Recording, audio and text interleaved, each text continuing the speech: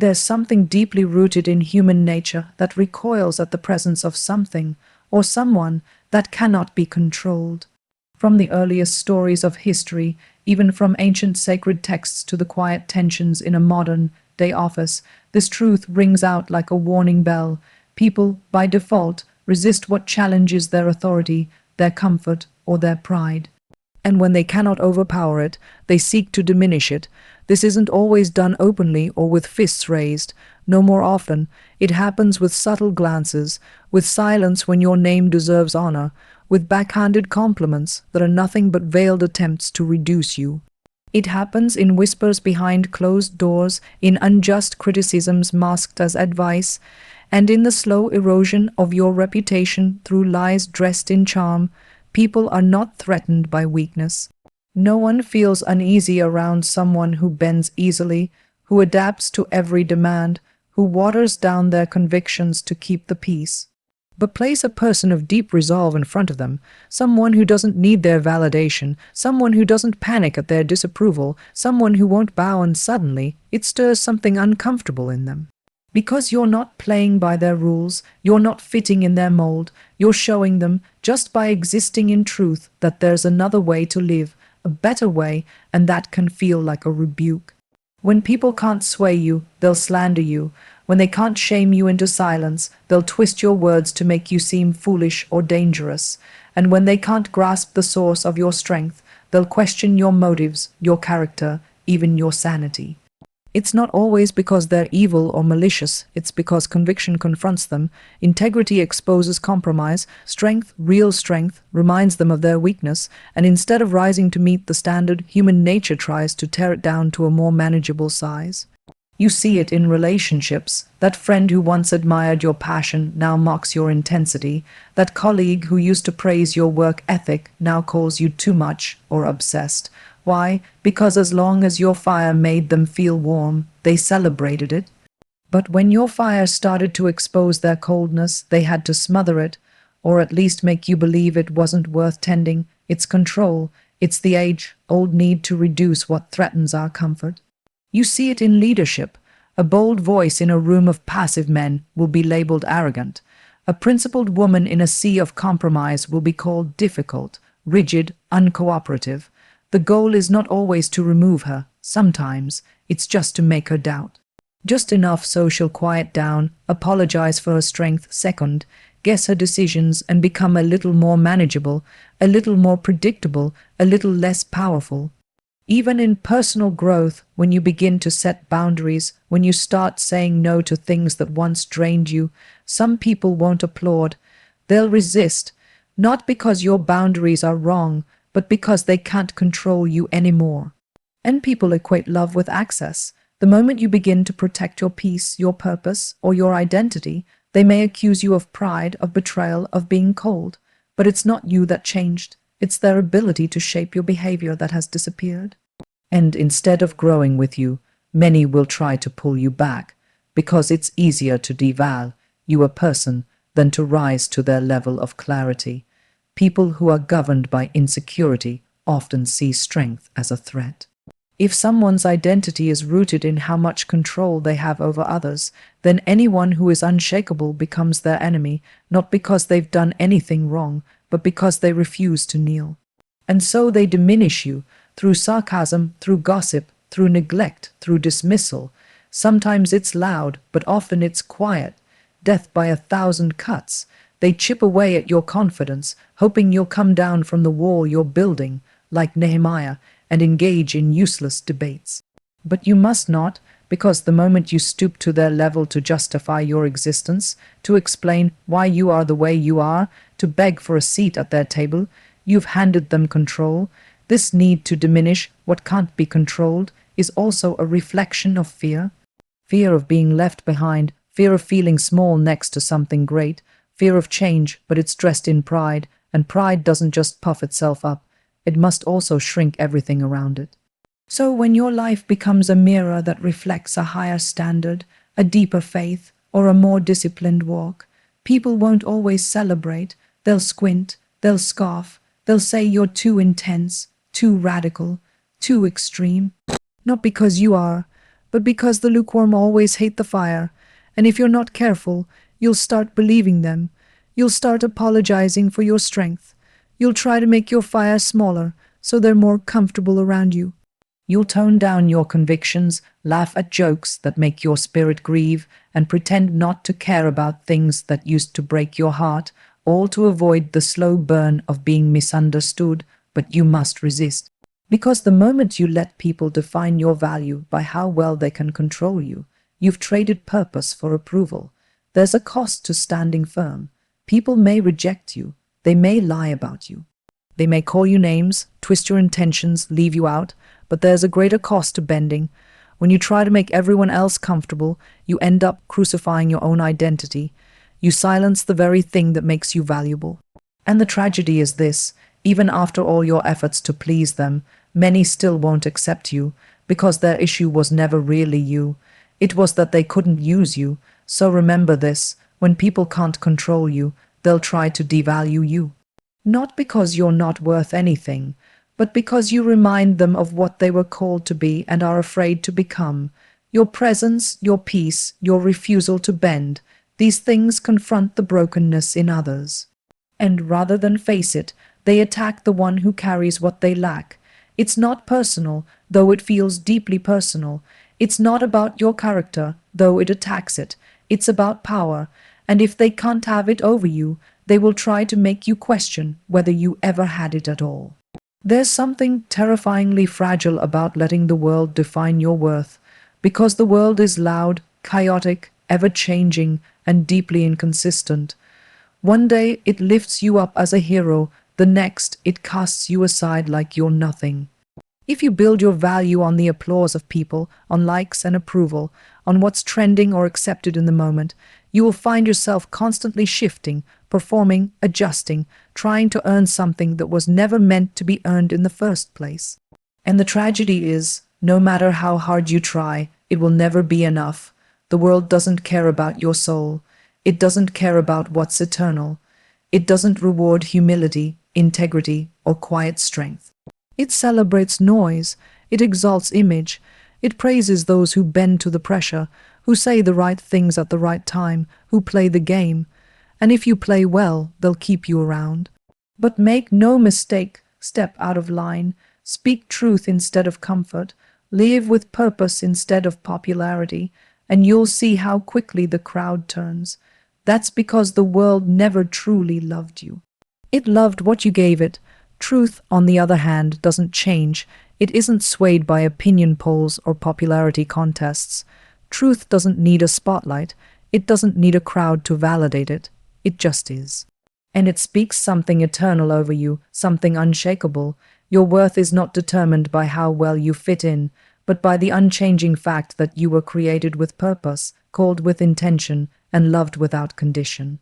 That truth doesn't bend, doesn't fade, and doesn't get rewritten just because the culture has changed its mind again. But it's hard, isn't it?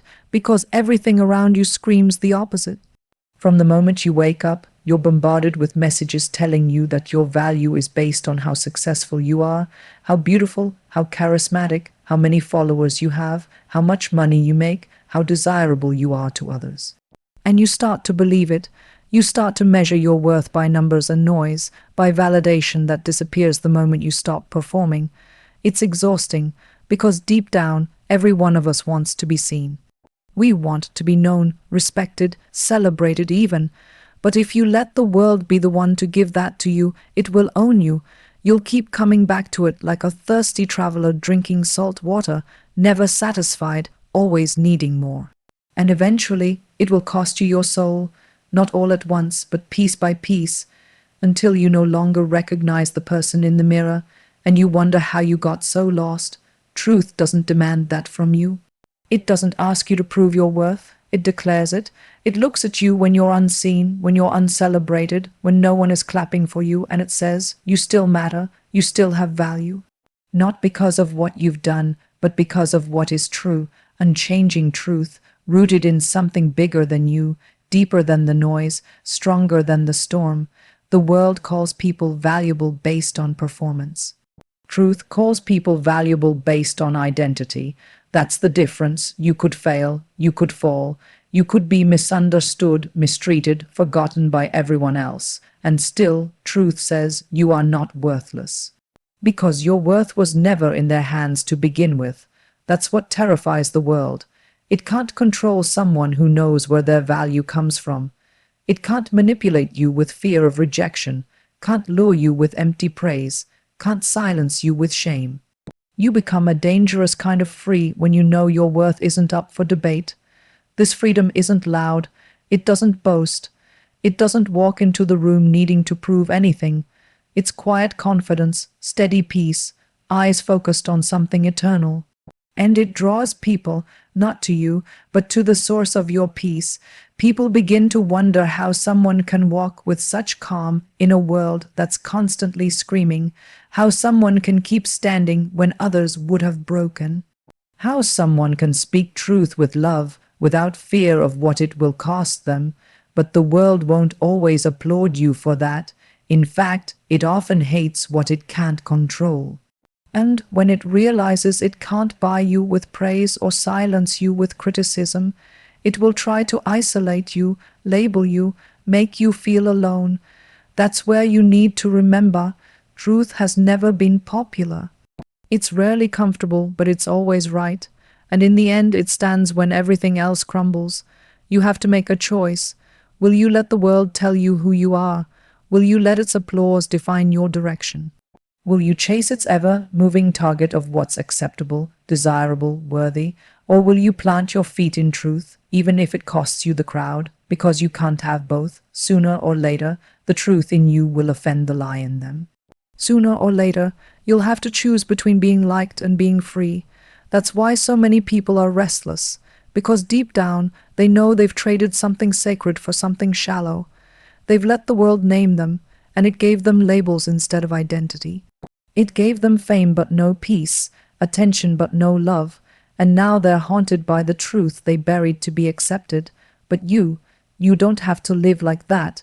You don't have to perform for worth. You don't have to shrink to fit in. You don't have to fear rejection, because truth remains even when people walk away. The mirror may lie, the headlines may lie, your own feelings may lie, but truth doesn't. And when it says you're valuable, when it says your life matters, when it says you were made for more, it isn't giving an opinion, it's stating a fact. So let the world say what it wants, let it change its mind 100 times. Let the applause fade and the crowd move on. Because if truth has spoken over you, no man, no system, no failure, no lie can undo what's been declared. Your worth isn't fragile, it's not up for auction. It's not hanging in the balance of public opinion. It's settled, because truth doesn't ask permission to define you. It simply does. There's this lie we've all been told at some point, that if you just bend a little, if you soften your stance, if you quiet your convictions enough to keep the peace, then people will respect you more. That if you stop being so serious about truth, if you laugh when you're uncomfortable, nod when you disagree, stay silent when you should speak, then maybe, just maybe, they'll accept you. But the truth is the opposite. Compromise doesn't earn respect. It invites contempt. People might tolerate you, but deep down, they lose something for you the moment they realize you're willing to trade conviction for approval. You think they don't notice, but they do. They notice when you say you stand for something, but won't stand in it when it's inconvenient. They notice when your standards seem to bend depending on who's in the room. They notice when you start changing your language, not because you've grown, but because you're afraid of being disliked. And maybe they won't call you out on it. Maybe they'll even smile and keep you close. But in the silence of their hearts, the weight of your word begins to fade. You have to understand this. People may mock your conviction in the moment, but deep down, they respect it. Even if it rubs them the wrong way, even if they say you're too intense, even if they disagree with everything you believe. Why? Because they can see that it costs you something to live that way, and in a world where so many people are for sale, there's something powerful about someone who isn't. But the moment you start to compromise just to gain favor, you become common, predictable, easy to manage, and the world doesn't respect what it can easily manipulate. We think compromise will help us blend in. We think it'll smooth the rough edges, make us more relatable, more loving. But when love costs you truth, it's not love anymore, it's fear. And fear will lead you straight into the arms of people who will never cherish you, only use you. You'll sit at their tables, but never truly belong. You'll be included in their conversations, but never fully heard, because people sense when you're not rooted. They know when your words are floating without foundation. And they won't say it out loud, but inside they're thinking, if you'll give up what matters to you just to be near me, then what are you really worth? The world doesn't need more agreeable people. It doesn't need more chameleons who blend in wherever they go. It needs men and women who know what they believe and are willing to carry it, no matter the cost. It needs people who won't laugh at jokes that twist what's sacred, who won't nod in meetings where lies are being normalized, who won't applaud things that should make them weep. And yes, that kind of integrity will cost you. You might lose friends, you might lose influence, you might lose invitations, but what you'll keep is your soul. The heartbreaking thing is watching people start with fire, only to watch them fade over time. They once stood boldly, they once spoke clearly, but somewhere along the way, they got tired of being the one who always had to take the stand, tired of being the intense one, tired of the pushback. And instead of pressing on, they softened, not because they changed their minds, but because they got worn down. They thought a little compromise here and there would make life easier, and maybe it did for a season. But slowly, quietly, they began to lose the very thing that made them different. Respect doesn't come from being liked. It comes from being known as someone who cannot be moved, not because you're stubborn, not because you're self-righteous, but because you've built your life on something greater than comfort. There's a dignity in someone who refuses to be bought. Even people who hate your position will quietly admire your strength. They might argue with you, disagree with you, even exclude you, but in their most honest moments, they'll admit they wish they had that kind of clarity. But once you compromise, that respect vanishes. It's not about perfection, it's about posture. When your posture is one of surrender to convenience, you send a message, my principles are negotiable, and once people learn that, they will start negotiating. They'll start testing just how far you're willing to bend, and with each small surrender, you teach them that your convictions are only as strong as the pressure applied to them. We live in a time where moral lines are blurry, and everyone wants to be affirmed, not challenged. But someone has to hold the line. Someone has to be the reminder that there's still a difference between light and dark, right and wrong, truth and deception. And if you let that someone be you, don't expect applause. Expect resistance, but also expect a deep, quiet reverence from those who wish they had the same courage. The most dangerous lie is the one that says compromise is the path to peace. It's not. It's the path to confusion, to regret, to a life filled with half commitments and half truths. Peace doesn't come from bending. It comes from standing even when it costs you, even when it's lonely, even when you don't see the fruit right away, because eventually people come to know who you are. Not just by what you say, but by what you refuse to give up. So when the pressure comes, and it will, and you're tempted to soften just a little, to quiet down just enough to make the moment easier, ask yourself, what is this going to cost me? Not just in reputation, but in soul, because the world doesn't reward compromise with acceptance. It punishes it with disregard. It sees you as someone who can be shaped, swayed, manipulated, and the sad truth is, once you've shown them that, they'll never see you the same way again. They might keep you close, they might smile, but the respect, they won't say it, but it'll be gone. People watch you more than you realize. They're listening not just to what you say, but to what you allow. They're studying your silence. They're paying attention to how you respond when you're overlooked, interrupted, disrespected, dismissed. And what they learn from those moments is what teaches them how to treat you. You may think you're just keeping the peace. You may think you're being gracious. You may even think you're being strong by staying quiet. But in reality, you're training them. Every time you accept being treated as less, you reinforce the message that it's okay. You don't need to say, this is acceptable. You don't need to write it in a letter or speak it out loud. Your life says it for you. Your choices declare it. Your boundaries, or lack thereof, are the loudest instructions you give. If you allow someone to cross the line once without correction, they'll do it again. And each time it gets easier, for them and for you, easier to excuse, easier to normalize.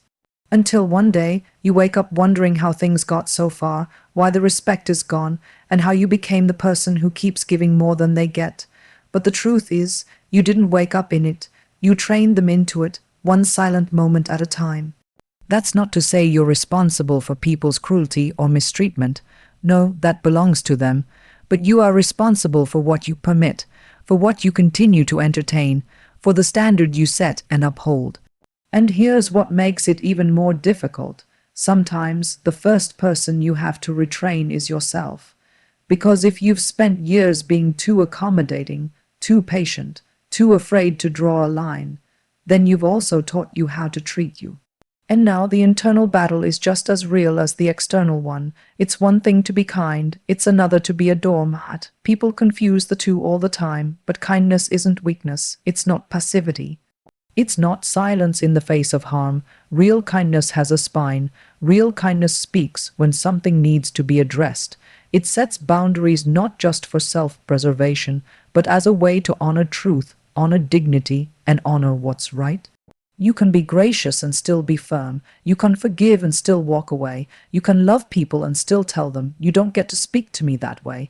But if you never say those words, if you never push back, if you never require better, don't be surprised when they don't offer it. People will rise or sink to the standard you uphold. If you treat yourself with no value, if you constantly explain away the disrespect, if you keep showing up for people who never show up for you, then you become the one telling them, this is what I'm worth. And some will take advantage of that, not because they're evil, but because human nature is wired that way. We drift toward comfort, toward ease, toward taking more when we're given more. And unless someone shows us the edge, we just keep going. But here's the hard truth. Setting that edge, creating those boundaries, stepping into the dignity you are made to carry. It won't always go over well. People get comfortable with the version of you that asks for nothing, that carries their burdens, absorbs their anger, tolerates their inconsistency.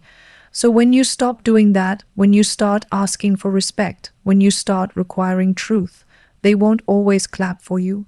Some will get angry, some will call you difficult, some will try to guilt you into shrinking back into who you used to be. That's the price. You either pay the price of setting the boundary, or you pay the price of living without one. And the latter is always more costly, because you don't just lose relationships, you lose yourself, your peace erodes, your clarity fades, your confidence is slowly drained. And even if people are smiling around you, even if no one's raising their voice or walking out the door, you still feel like you're shrinking inside, like a part of you is dying in the name of harmony that isn't even real. You want to be respected, start by respecting yourself, not in the self-help, self-love, motivational poster kind of way, but in the real, gritty, everyday decisions. Don't laugh at jokes that cut at your soul. Don't nod when something in you wants to say no. Don't keep pouring from a cup that never gets refilled. Teach people how to treat you by showing them how you treat you. Speak the truth even when your voice shakes. Walk away when staying means betraying your core. Choose silence when speaking would compromise your integrity, but choose words when silence would cost you your worth. And yes, it's going to feel unnatural at first. Because if you've been performing, people, pleasing, hiding your voice for years, then using it now will feel like rebellion. But it's not rebellion, it's restoration. It's reclaiming what was always yours, but got buried under the weight of false peace, under the fear of conflict, under the desperate need to be liked. You can't teach others to value you until you believe you're valuable.